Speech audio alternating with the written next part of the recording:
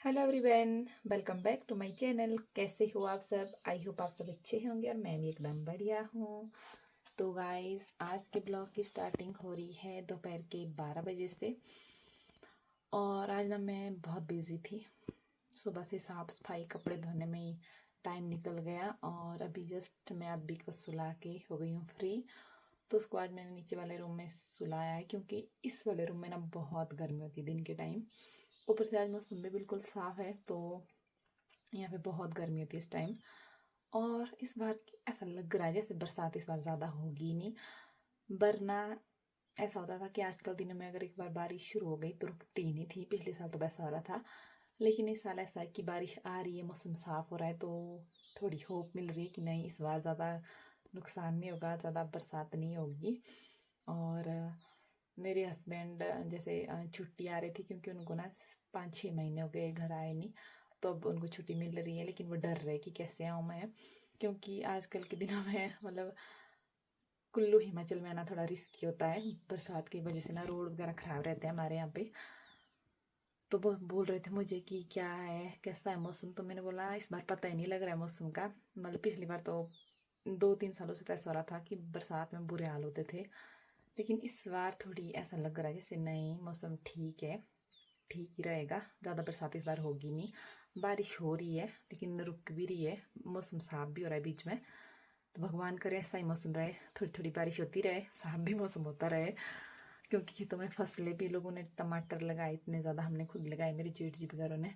तो हम चाहते कि फसल अच्छे से बिके, रोड खराब ना रहे, सब कुछ अच्छे से हो। किसान जो लोग हैं, किसान बहुत मेहनत की थी सब ने खेती बाड़ी में, तो सबकी फसलें अच्छे से जाए, सब रोड राड खराब ना हो, बस यही चाहते हैं हम।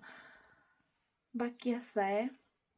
तो अभी मैं सोच रही थी सिलना है मुझे, क्योंकि मेरे पास सूट है सिलने के लिए बहुत ज़्यादा तो नहीं, 3-4 सूट है, हमारे यहाँ गाँव में ही दिए मेरे पास सिलने के लिए। तो मैंने मशीन को आज धूप में निकाल रखा है, काफ़ी टाइम से निकाला नहीं था, तो अभी तेल वगैरह उसमें डाल के रखा है। इसके बाद मैं सोच रही हूँ सिलने का। तो एक और चीज़ मुझे आप सबके साथ शेयर करनी थी। तो आज मैंने एक वीडियो डाली थी जिसमें कि मैंने आपको दिखाया कि मुझे बहुत सारी ब्रांड की तरफ से डीएम आ रहे हैं प्रमोशन के लिए। तो काफ़ी सारे लोगों को लग रहा है कि मुझे इससे मतलब अभी से ही पैसे मिल गए। ऐसा कुछ नहीं, मैं आपको समझाती हूँ डिटेल में इसका मतलब क्या होता है। तो मुझे रिक्वेस्ट आई है बहुत सारी ब्रांड की, जो ये मैंने आपको 3 दिखाई वीडियो में, सिर्फ ये नहीं, इससे पहले मुझे बहुत सारी और भी आई थी। वो तो बस ये वीडियो मैंने आपके साथ ऐसे ही शेयर कर ली। इससे पहले भी मुझे बहुत सारे प्रमोशन के लिए ऑफर आए थे, बट होता ये है कि इंस्टाग्राम में ही आपको प्रमोशन के लिए ये आते हैं डीएम। तो मैंने यहाँ पे जैसे आई एम इंटरेस्टेड कर दिया कि हाँ मैं इंटरेस्टेड हूँ इस प्रमोशन को करने के लिए। बट उसके बाद जो वो ब्रांड है ना, उनका कोई रिप्लाई नहीं आया मुझे। बहुत बार ऐसा हो गया मेरे साथ, और मुझे ये समझ नहीं आ रहा कि ऐसा ही सबके साथ होता है या फिर मेरी कोई सेटिंग इंस्टाग्राम में सही नहीं है, जिस वजह से मैं उनको रिप्लाई तो कर लेती हूँ लेकिन उनका बैक रिप्लाई आता नहीं है।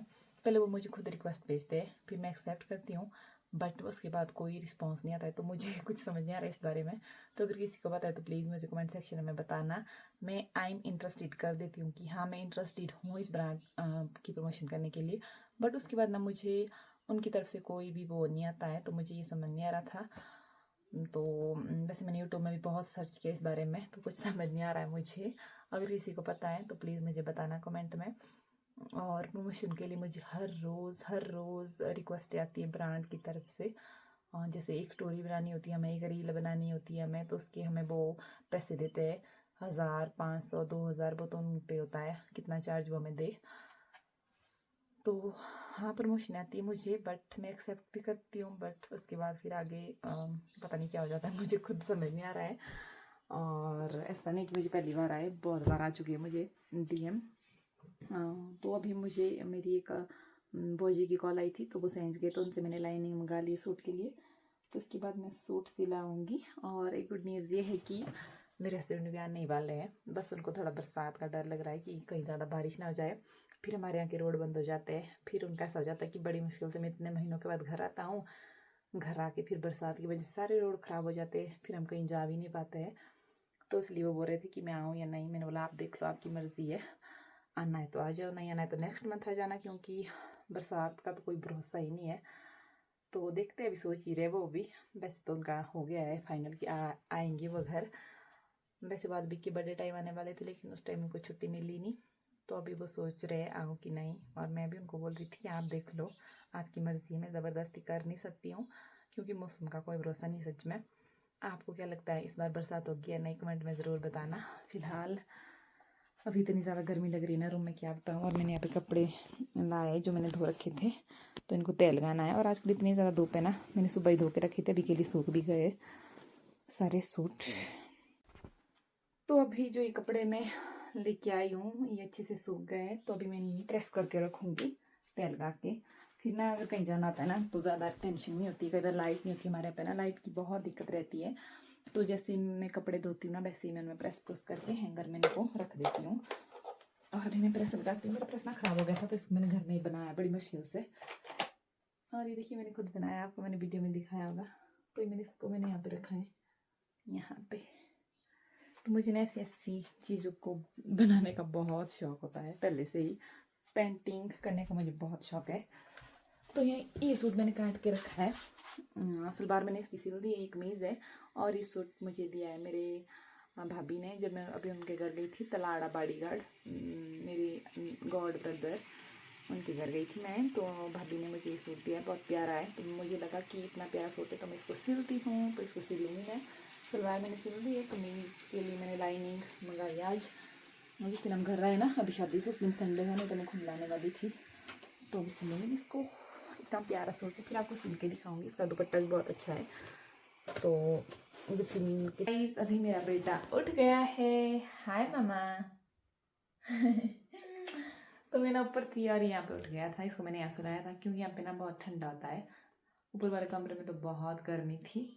और अभी मैंने इसको बनाई है खाने के लिए सेमिया। इसको बहुत ज़्यादा पसंद है। कैसी बनी है? कैसी बनी है? आराम से खाओ। और मैं ना दोपहर के टाइम कुछ भी नहीं खाती हूँ, बहुत कम होता है जब मैं कुछ खाती हूँ। मैं 2 टाइम ही खाना खाती हूँ, सुबह शाम। कभी एक बार खा लेती हूँ दिन को अगर भूख आई। मतलब ज़्यादातर टाइम मुझे दिन को खाना बिल्कुल पसंद नहीं है। तो इसके लिए बनाया था एक पूरा पैकेट। अच्छा, अब्बी के साथ मैंने लेज़ खाया था। हाँ जी, हाँ जी। अब्बी को मैंने लेज़ दिया था खाने के लिए, और उससे मैंने एक ही पीस निकाला और इतना रोया कि क्या ही बताऊँ। मतलब इतना कमीना किस्म का इंसान है कि क्या बताऊँ। मतलब कुछ लेने के लिए तैयार ही नहीं होता है। और मेरे को इसकी आदत बड़ी गंदी लगती है, क्योंकि मैं खुद भी ऐसी हूँ कि मैं सबके साथ शेयर करके खाती हूँ। बट ये पता नहीं कहाँ से हो गया ऐसे। इसको शेयर करना बिल्कुल पसंद नहीं है। इसको बस अकेले खाना होता है। मैंने इसके लिए सेमिया का एक पूरा पैकेट बनाया सिर्फ इसके लिए। अगर मैं इससे थोड़ा सा खा लूँ तो ये बहुत नाराज़ हो जाता है। तो इसके लिए मैं अलग से बनाती हूँ। और जब मैं इनको मार्केट से कुछ खाने के लिए लाती हूँ ना, तो सृष्टि और काशवी को तो इसके सामने देना ही नहीं पड़ता है, तो ये बहुत गुस्सा हो जाता है।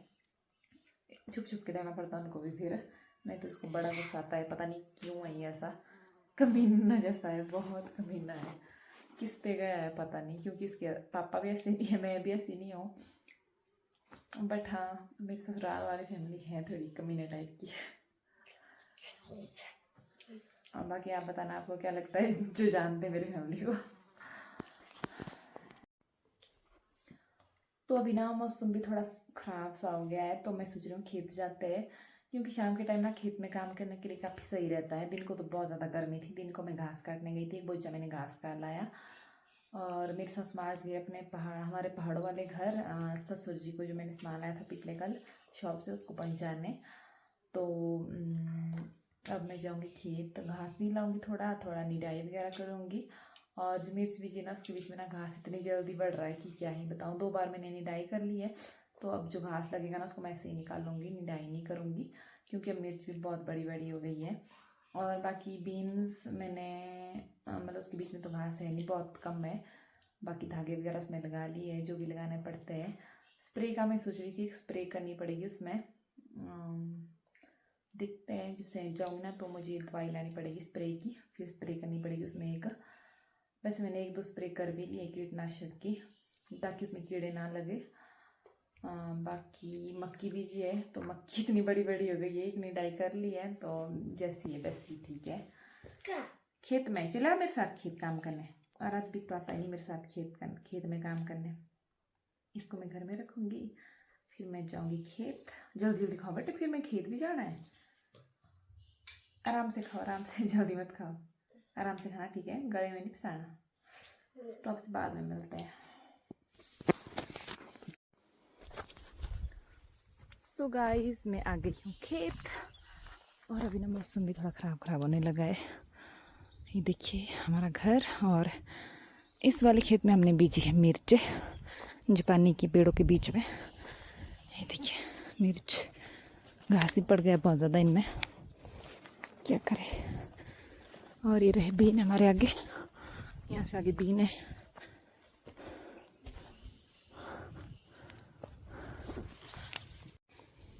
और यहाँ से भी मिर्च है वहाँ तक। सो गाइस, ये देखिए बीन्स के बीच में कितना ज़्यादा घास पड़ गया है। Oh my God. तो ये 2-3 लाइनें हैं जिनमें रह गया है, बाकी मैंने साफ कर दिया इस तरह से। तो अभी निकालते हैं घास, क्योंकि बारिश हो रही थी कंटिन्यू, तो नरम हो गया निकालने के लिए। तो इस तरह से निकालना ही ठीक रहेगा। और बीच बीच में हमने यहाँ मिर्च भी लगाई है, तो उस वजह से थोड़ी प्रॉब्लम आ रही है मुझे